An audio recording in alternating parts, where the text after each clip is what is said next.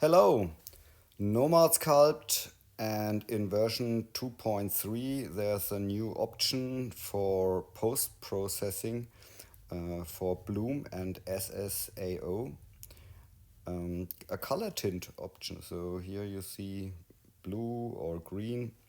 So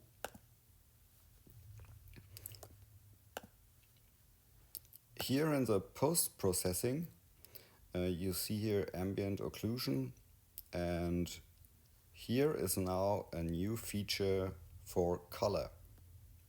So black is default, and now it's possible to change the color. And also for the bloom effect, you can change here